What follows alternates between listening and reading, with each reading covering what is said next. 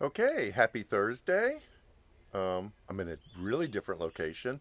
I don't have coffee because it's really hot. And if I were going to have coffee outside, I would have cold brew, and you don't want the clinking of the ice and everything.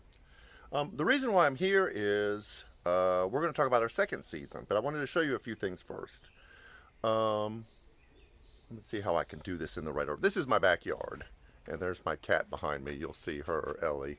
Um, This is called a crown of thorns for obvious reasons. We have to stay away from that. It is a tropical plant. This is a miniature, a Mediterranean miniature black fig. It's really leafing up nicely. And then I'm going to show you this before I show you the other two. This is a palm that I planted from a couple tiny coconuts that I got from my parents' house in Florida. This thing's doing really well. I love this thing. But these are the pride and joys. We've got two pineapple plants here that have little pineapples on them, and you can see the pineapple there, and you can see the pineapple. If I can, oh, these things are really sharp. You can see the pineapple in there. Let me do this one again, and then you can see the pineapple in there. Um, the interesting thing about all of these plants back here, that's my jasmine back there. The interesting thing about these plants is in order for them to experience all of the growth that you're seeing here, they have to go through winter. So in the fall, what I have to do is leave them out as long as I can so they can experience as many as cold, crisp days without really low freezing because being in pots, the roots will die. So they can experience the coldness of winter. Then I bring them inside for the entire winter, and then I bring them back out, let them experience some more cold, and then you get this kind of flourishing. The fig has to lose all of its leaves before it can produce figs. It's got to actually go through a season.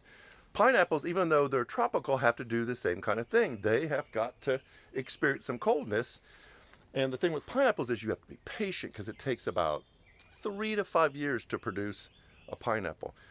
It is a lot of work to get these plants to this point, and the work is really done in spring. In winter, they go dormant. You don't do a whole lot to them. You don't even have to water them that much, but they need the winter.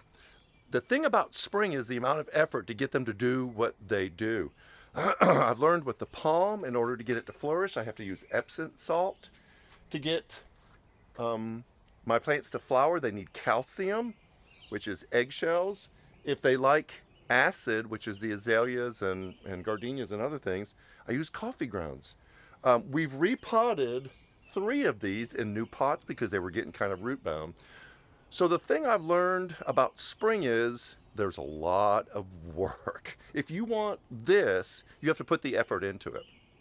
So when we're talking about our seasons, we did winter this past Sunday, and we talked about the importance of that stillness, that silence. And these plants don't do anything all through winter.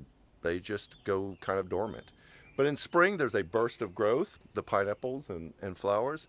And so I have to do all the things to prepare them, repotting them.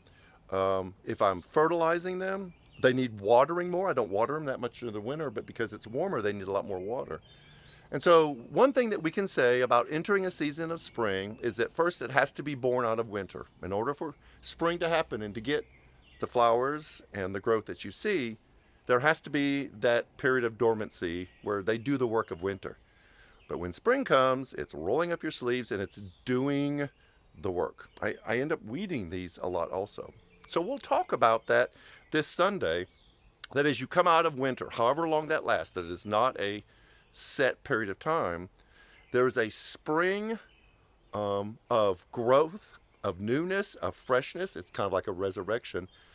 And it's time to roll up your sleeves and get dirty to do the work of spring. So in our spiritual lives, we'll talk a little bit about winter, but we'll talk about the work in our spiritual lives, the things that we have to do if we want to experience a spiritual season of spring. So I'm excited. We will hopefully have pineapple maybe September or October, so it's a long wait. It's been a couple years since these have produced pineapples. But I'm hoping that all of my effort for spring will see a payoff. And we can say the same thing about our spiritual life. So we would love to see you. You saw our new hire last week of Christina joining us on staff in the Promised Land area. We're excited about that. We are in the process of another hire. So exciting things are happening at New Community Church. And we want you to be a part of it. So plug in, join us virtually, in person.